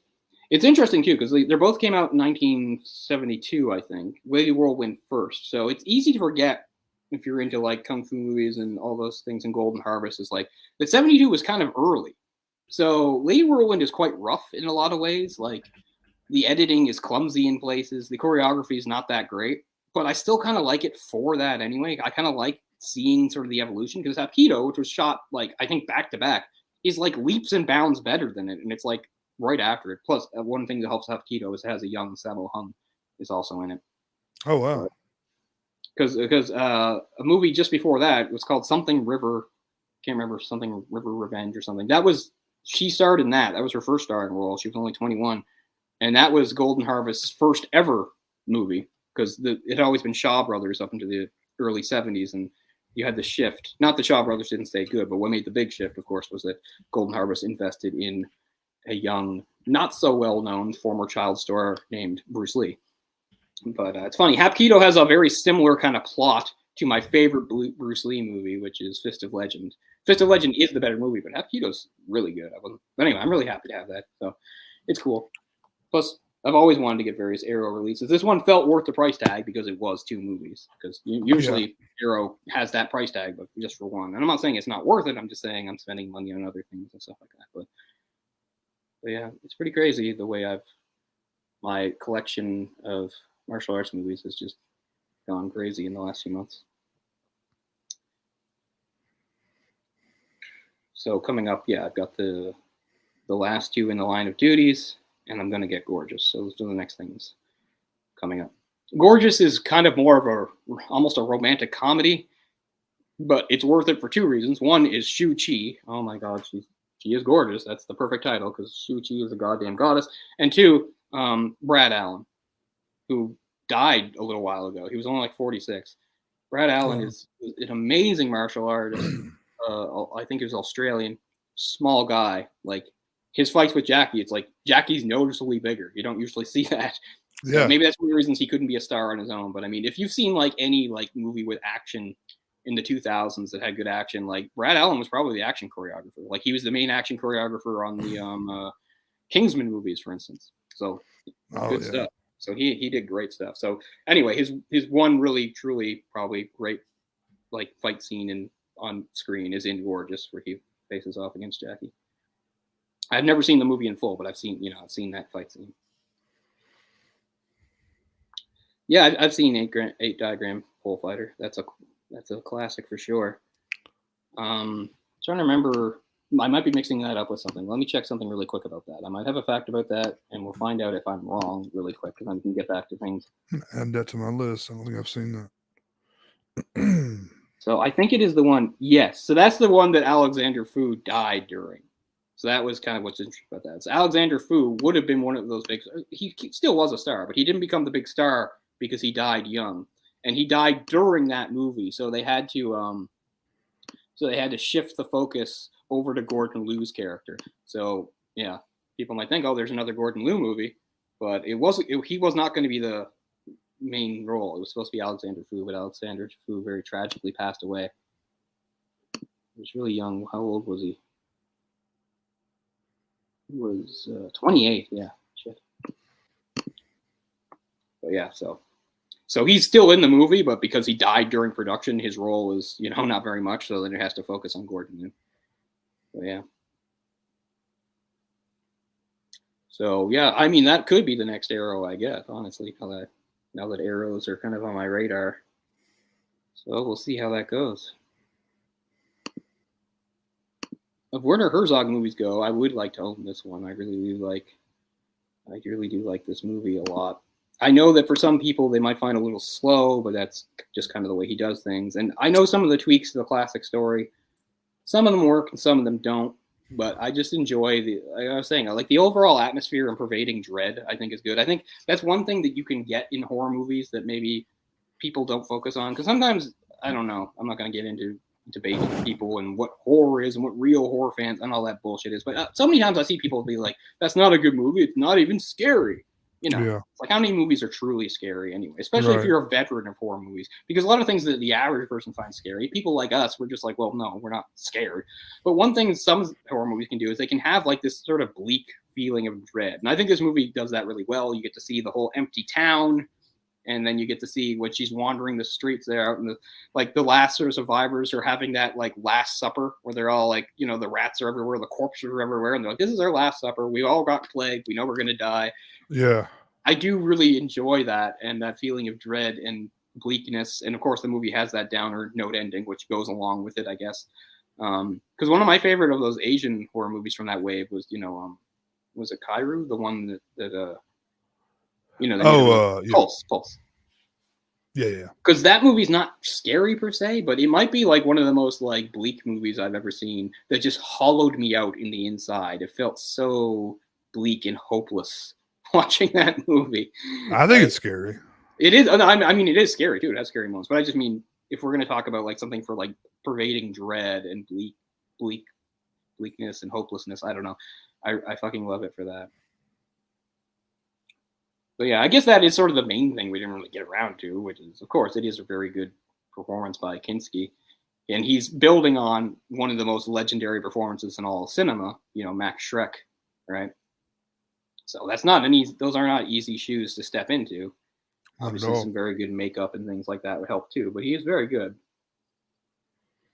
And he even does lift the line from the Dracula novel where, when he's watching, he's invited Harker in and he's creepily watching Harker eat, and then you hear the wolves outside, and he has that line, which is from the novel, he's like, listen to them, the children of the night, how they sing. It's just a really good line. Mm-hmm. Good delivery there. But it is a little different. It is subtly different from the Shrek performance too, because as we said, the Shrek performance, he's just sort of full-on monster. He's there to menace you and be evil. This one, they add a touch of pathos, which I don't mind. They don't go overboard on it. Like I said, I didn't like the overly sympathetic Dracula in Bram Stoker's Dracula, the movie by Francis Ford Coppola. But I like this balance is fine. He's just sort of weary. I don't know. And it helps make his obsession with Lucy a little less cliched, I guess. I mean, it still is kind of a cliche, but it works well enough. Mm-hmm. Mm-hmm. Yeah, I mean, I don't know. It's yeah. I mean, because he basically moved there for her, right? Well, the thing was, no, he was already going to be moving there, but that's kind of what made him really enthusiastic about it. Was when he saw the picture of her and found out, he would actually be living quite close there. He was going to anyway. That was his plan. That's the whole reason why Harker had to go down to Transylvania, because the whole thing was like, I'm going to move my estate and move here, and I don't know, whatever your duties are to secure property for me, blah, blah, blah, which is true to the original story. That is what Harker's doing for Dracula. But yeah, that really, I guess, seals it in a way. Because, I mean, it seems like whether Mina or Lucy, depending on which story you're going by, whether they were there or not, Dracula was still coming, and he definitely would have caused problems. But she is sort of the impetus for him, like, directly menacing them, which is one thing that's a little lost in this movie. Like I said, one thing that you get in the original story and some of the other tellings of it, including the Bela Lugosi, is you sort of get that cool team up. You get Harker with Seward Trainer and Van Helsing, and Van Helsing's kind of the leader. He's the older guy. He has some knowledge and things, and you get to see those cool scenes of them, like, confronting Dracula and showing the cross to him and all that stuff. Like, those aren't in this movie. I mean, you get one scene like that where it's just him and Lucy, where he first comes to Lucy and and it is a really good scene too, because at first he sneaks up on her. It's a good detail. She doesn't see him because he doesn't have any reflection in the mirror, right? She's combing, right, brushing her hair. Oh, I'm just like, turn around, turn the fuck around. Yeah. No reflection. Not that it will make a difference, but oh, hello. Sorry, I didn't knock. Fucking Dracula. Do what you want to do, right? Man, I've lost the plot on the chat. I have no idea we got to Paul Walker. Oh, they're all over the place. I'm not going to insult Paul Walker. People already know my stance on Paul Walker. He was a great guy. I think it's terrible he died.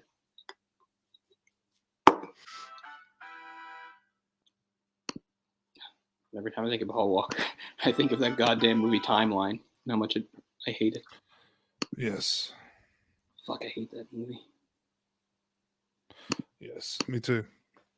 Because it's such a terrible adaptation of a wonderful book. I really love that book. That's one of my favorite Crichtons. Like, he still got it.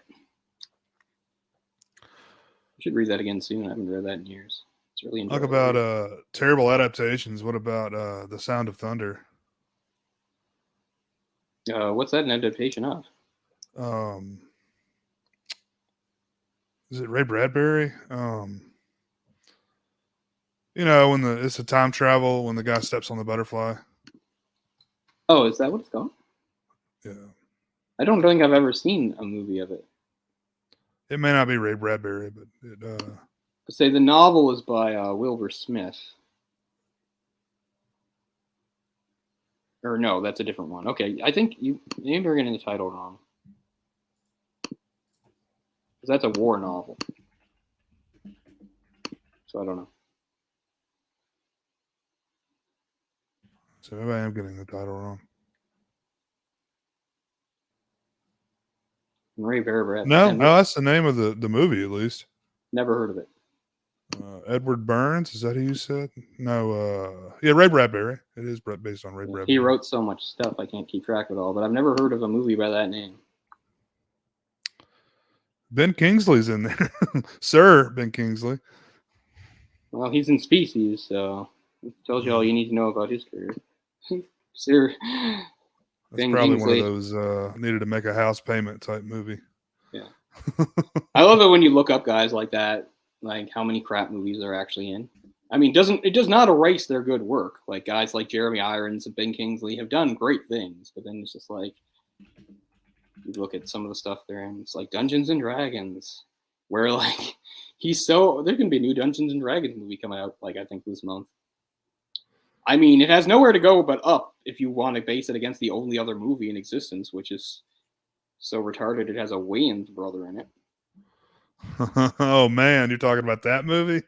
Yeah, because Jeremy Irons played the main bad guy in that, and he spends the entire movie like you can't even make him out. He's going rah, rah, rah.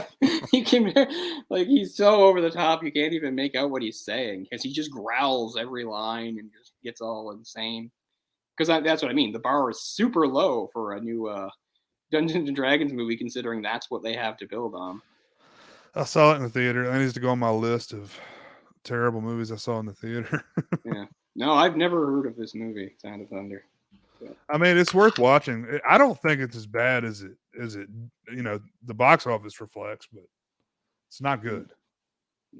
because it's funny now they have that movie. Because I was thinking like they have that movie that Adam Driver's in that just came out. What's it called, like 65 or something? I'm not sure. And it's like about humans landing on Earth during the time of dinosaurs. I don't know if it's time travel or it's supposed to suggest that humans existed a long time ago on a different planet and then they came to Earth. Anyway, it's got Adam Driver and he lands on Earth and there's dinosaurs. And I was just thinking, like, when Jurassic Park came out, like, movies with dinosaurs did not exist. There was Jurassic Park. Those were the movies with dinosaurs. There was nothing else. Nothing. Unless, like, little kidsy things. But, I mean, like, actual movies with dinosaurs. Like, it was like, no, Jurassic Park does that. They cover that. There are no other movies with dinosaurs. That's kind of how it went. Nope. I've already got Dungeons and Dragons on that list. The new one or the old one? The new, the 2000. Yeah, it's one of the worst movies ever, probably. Is that Adam Driver movie out yet? I think so, because I keep seeing like commercials for it when I watch hockey games. It's like no other movies exist. According to the channel I watch hockey's on, that's the only movie. There are no other movies. I don't know why they do that. They just beat that shit to death. Yeah. Yes, I hear you. I want to see that. That looks cool. Yeah, I like Adam Driver. Did you see, speaking of him, have you seen like the last duel yet? No, I know should you watch mentioned that one. It's not great or anything, but it's pretty good. And I mean, there's not too many movies set in like medieval times that are actually pretty good, like with historical accuracy. That one actually is. Like 90% of the movies you see set in medieval times, they just like are pulling stuff from all sorts of like eras and throwing things together and disregarding actual history. That movie's quite close. I mean, as far as like it was based on a real account and what the political situation was and the actual people involved and what level of technology was around and the costumes. It's all really good. It's a good movie. Sounds interesting. It seems when you think all these years, like finally, like Ben Affleck and Matt Damon are in a movie together again. Like this is kind of like the last thing you might think. And even though they're in a movie together, I don't even know if they have scenes together. They're just in the movie together. Because Ben Affleck's like he's not a side character, but he's because the two main characters are Matt Damon and Adam Driver. Anyway, it's a good movie, certainly worth watching. I would recommend it. That's what's his name, isn't it? Ridley Scott. Ridley Scott. So, I mean, Ridley Scott's already proven he can do that. Actually, the Ridley Scott movie I want to do on here, but I want to do the director's cut is Kingdom of Heaven. I'll watch it again. I didn't like it when I saw it because the director's cut makes it way better. Okay. I like the original version too, but the director's cut, which makes it longer, it's already a long movie. We're talking about a long movie, but it does make a difference. I think it's really good. Because, I mean, that was always like my answer to people that like, speaking of movies that everybody seems to love and go on about, was like Gladiator. Like, Gladiator's fine, but I think Kingdom of Heaven is far superior. Gladiator plays fast and loose with a lot of stuff. Joaquin Phoenix is ridiculously over the top. Oh, by the way, in all the things Werner Herzog did he ever save Joaquin Phoenix's life? Yeah, he did. So there's another thing Werner Herzog has done in his crazy life, is he once pulled him from the wreck of a car wreck before it like blew up. What a crazy life. Wait, in real life? In real life, several years ago, Joaquin Phoenix was in a car crash on the highway, and his car got wrecked and flipped, and it was on fire. And Werner Herzog was walking by and pulled him out of the car. That is 100% true. Look it up. Wow. Werner Herzog was big on walking.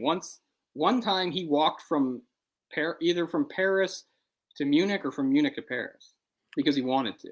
God, that's got to be a good distance. I know Europe is kind of all together, but still. It is, but still, walking, right? Like, not driving, walking. That would be awesome. Like, I mean, you're like, oh, I'm in Paris today. I'm in, London, whatever. They're all over the place. Yeah. I mean, he just had this, like, epiphany that he had to go on a pilgrimage, and he had to walk it. So, again, that's the kind of man. That's on brand for him. Yeah, it's on brand for him. I wasn't saying the full name. Alexander Fu Sheng, if you want the full name. Apparently he was eaten by a bear immediately after. Yeah. Yeah, Grizzly Man is probably what a lot of people think of when they think of his documentaries. I'd say it's probably maybe his most famous documentary. And it's an interesting movie because it's more. I mean, the subject of itself is interesting, but it's interesting because it's Werner Herzog. That's one of the things, like breaking those rules. Like, he inserts himself into it, which is, you're not supposed to do that for a documentary, but he does. And his take is so good and interesting.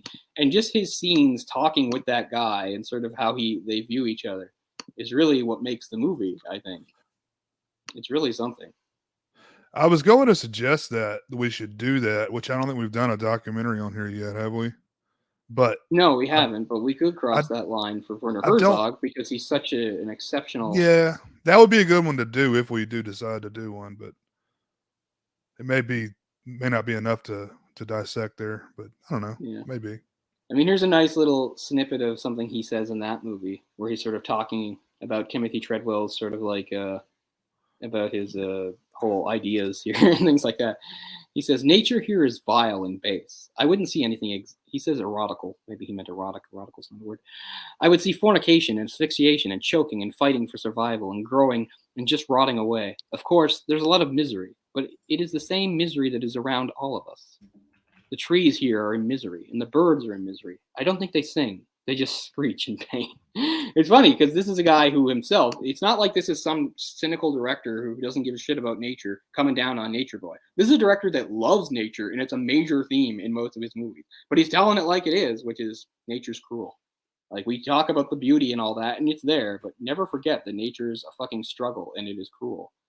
And babies die, and little things freeze to death, and the strong eat the weak, and all that shit. Nature. I wish I could do a good Herzog. I know. None of these things I'm quoting have half the impact of me saying them. Because he's got a great voice, man. I know. And he knows it, and that's what I said. That's why it's been used so much, especially to comedic effect lately, saying ridiculous things in various things. Like I said, he's got a good sense of humor about himself. He knows he has this sort of quiet intensity that can make anything sound profound. He runs with it. It's pretty good. Anything else by him? Like, I never saw Parks of Recreation, but at one point he says, after 47 years living here, I decided to move to Orlando to be closer to Disney World. I don't know the context, but that's funny. I remember this too, in American Dad. It's the ending narration of a very strange American Dad. You don't need context. Two beautiful creatures trapped in a prison of another's design, like a madman lost in a supermarket. One is freed while the other dies alone in a glass tomb, which used to contain farts. No, that's perfect. Yeah, so all sorts of great stuff. He is the voice-over guy. But we can finish up and wrap up here. There'll be plenty more to say about the man going forward, because we're going to do at least 3 more films by this man. Cool. But as I said, it's kind of a weird starting place, because this movie, I don't want to call it like a big outlier or a black sheep, but it is kind of different from other stuff just because of the subject matter being based on a really famous story. A lot of his stuff, he wrote the script of this, but a lot of stuff, he doesn't just direct, he writes it himself. And and he's just all over the place with surrealism and symbolism, and we'll get into all that in further episodes. And it is interesting. Not only does he do documentaries, but then he has films that kind of straddle the line that are not documentaries, but in many ways resemble documentaries in the way that they're presented. So lots of interesting stuff there. I mean, it took us a while to get around to him, but as we said, there's just so many giants in the film industry, and we're not always doing series, things like that. But yeah, we can do at least 3 more. We might do 4, we might do 5, something like that. So we will figure this out as we go. But this is a good starting point. I've always liked this movie. I do think it was one of the great horror movies for its atmosphere and presentation. The tweaks it makes to the story, I can take or leave. They're not that great. They're not that bad. They're kind of inoffensive to me. I do feel bad that I think it's too bad that Van Helsing's character's been reduced to not much of anything, but it does give a chance maybe for Lucy or Mina, depending on how you look at it, to shine, give her a bit more to do. She is kind of the hero of the movie, and that really all Harker does is fuck everything up, and then sort of becomes the bad guy himself at the end. Right. Not that it's his fault, but it's sort of show how he fails. Because one thing that is sort of a recurring theme that we'll talk about in his movies is he'll sometimes have characters that sort of like struggle against something and ultimately fail. But so he works that into here because obviously the original novel, while Dracula has done his damage, good triumphs over evil or whatever. It's a happy ending. Not so much in this one. Yeah, beautifully shot movie. I believe shot in the Netherlands. Mostly, yeah. I love the beginning when Harker's getting to the castle. Shows a lot of like waterfalls and mountains and stuff like that. And takes its time with it too, right? Beautiful. Yeah, very much so. And the music but in a good way. And the music's very powerful. Things like that. I was going to say, speaking of, and of course the opening, which is that tomb with all those mummified people. Like, that's not a set. That's not special effects. That's real.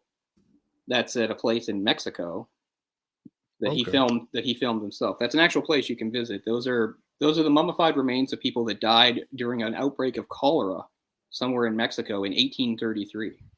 So, wow. While it was actually shot over here in Mexico, it does look very European, I guess, and Gothic because it's a bunch of things. So he's going for realism there. He shot that himself. That's him with a handheld camera shooting that stuff.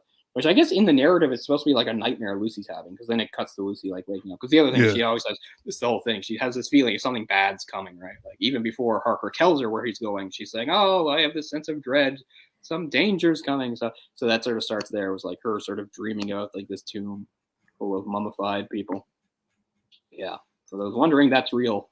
That's real mummified people. That's not it's not effects or props. It's pretty cool. But yeah, I like this movie a lot. It's hard to know how I'd rank them among his movies because he's done so many, so there's so many I haven't seen.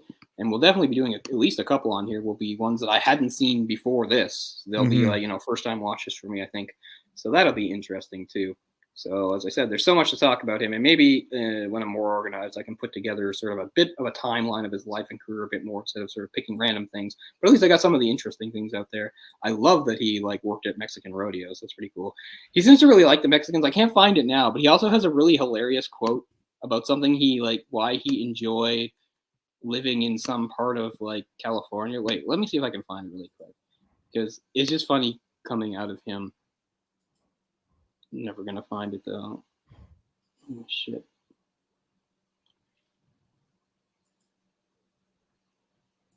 I'll be looking too much for it. Somewhere on the Wikipedia. Somewhere. I just thought it was a really funny quote. Just the way he worded it. Like, there's nothing wrong with anything he says. It was just something about how he enjoyed. It would basically come down to like how he enjoyed Mexican people, like having them around or something. It just worded kind of funny. It doesn't matter. But yeah, there's so much more we can touch on, and we will, because that's the point of it being a series. So there's no point in overstaying here. But yeah, I don't know. I mean, if you're gonna look up like classic like gothic horror, this is a rare one from the 70s because a lot of them will be a lot older. But this like I think sort of captures that, but still doesn't just retread it. It has more color and things like that. I don't know. Always been a big fan of gothic fiction, whether it's in books or movies, and this is a really good example of that. So I love it for that. So that'll do, I think. I'm too bad about the stupid. I had to move out here again where things don't look as nice. But at least we got over the technical difficulties that were definitely me, not you. Because after I came out here, things stabilized after about 2 minutes. So that's clearly what's going on. I'm really upset about my weak-ass Wi-Fi. So I might have to actually start next one out here, which I don't like doing, but whatever. We'll do what we have to do to get the show going. On that note, we thank everyone for watching, and we'll see you next time. Thanks. Yeah, lively chat tonight. See you guys. Take it easy. Bye-bye.